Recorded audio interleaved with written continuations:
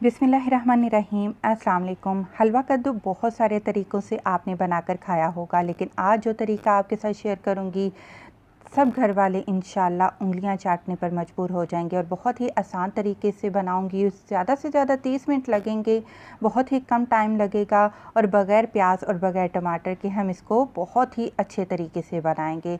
तो सबसे पहले आप मसाले देख लीजिए। 3 पाव के लिहाज से 3 पाव हलवा कद्दू है मेरे पास। 1 चाय का चम्मच नमक, 1 चाय का चम्मच लाल मिर्च का पाउडर, आधा चाय का चम्मच आप हल्दी ले लीजिएगा, आधा चाय का चम्मच गरम मसाला पाउडर, आधा चाय का चम्मच ज़ीरा पाउडर और 1 चाय का चम्मच आप चाट मसाला लेंगे।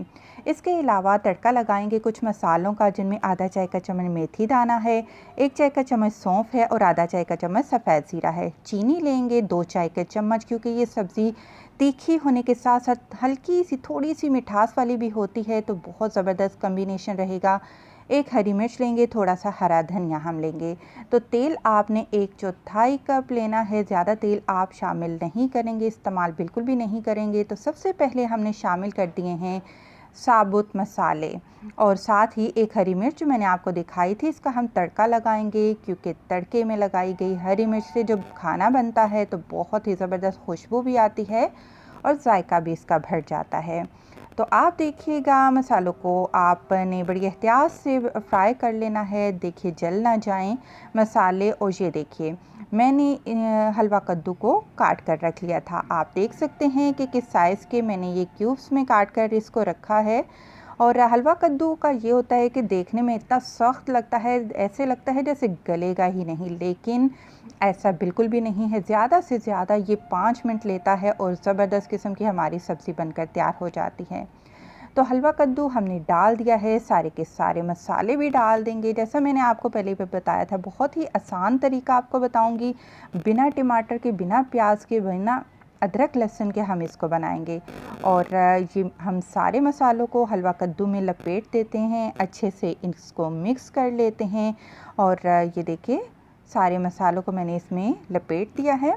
ऊपर से ढक देंगे, दरमियानी आंच पर बग़ैर पानी डाले आपने 5 मिनट पकाना है।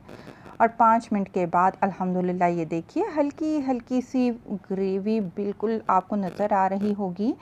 और मैं आपको हलवा कद्दू भी दिखाती हूँ कि इसकी क्या कंडीशन है।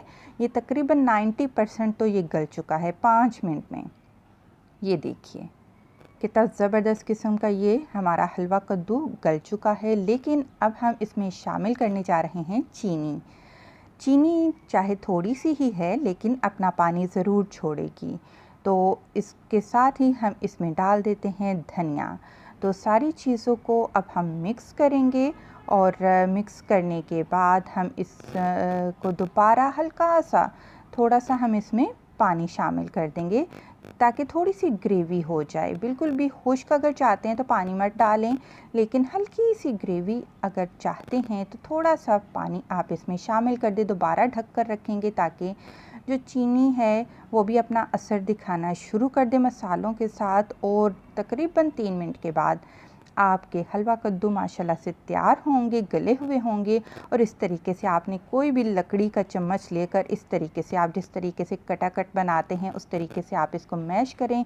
बिल्कुल भी मैश नहीं करना, भरता नहीं बनाना हमें इसके थोड़े थोड़े से पीस को मैश करना है और थोड़े पीस को साबुत ही रहने देना है, ज़रा अच्छा लगता है। तो अल्हम्दुलिल्लाह ज़बरदस्त किस्म के हलवा कद्दू की रेसिपी बिल्कुल तैयार हो चुकी है। ज़रूर ट्राई करिएगा, फ़ीडबैक लाज़मी दीजिएगा। वीडियो पसंद आई है ज़रूर लाइक करें। खुश रहें, दुआ में याद रखें। अल्लाह हाफ़िज़।